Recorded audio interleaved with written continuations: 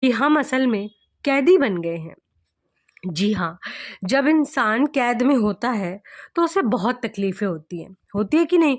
खाने को ठीक से नहीं मिलता, शरीर में दर्द रहता है, काम भी बहुत करना पड़ता है। तो हमारी हालत क्या है? हम सुबह उठते हैं, नहा धोकर काम पर जाते हैं। कहीं न कहीं काम करते हैं ना, वहाँ पर कई तकलीफ़ें आती है कि नहीं? किसी को भारी चीज़ें उठानी पड़ती है, किसी को दिमागी तनाव सहना पड़ता है, क्योंकि जहाँ पर हम काम करते हैं वहाँ पर किसी का बॉस खराब होता है, तो किसी के साथ कर्मचारी भी खराब होते हैं।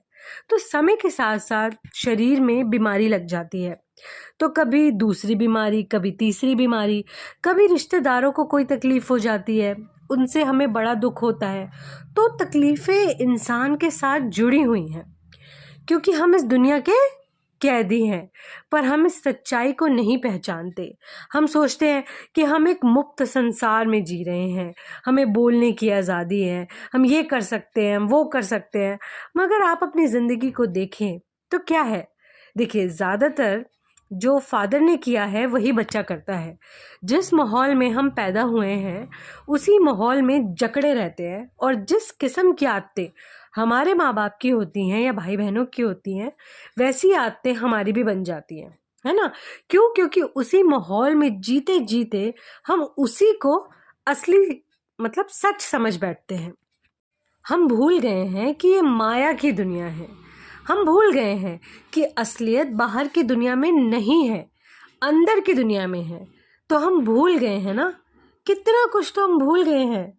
हम सोचते हैं कि हमारे ये एम है, हम इसको अचीव करेंगे तो फिर हम फलाने को दिखाएँगे कि देखा हमने अचीव कर लिया। अरे किसको दिखाना है? भाई-बहन को, माँ-बाप को, दोस्तों को, किसको? तो कोई भी यहाँ रहने वाला तो है नहीं। सबके सब एक ना एक दिन मर जाएँगे। अगर आपको कुछ करना है, कुछ बन के दिखाना है, तो आप प्रभु के लिए करिए।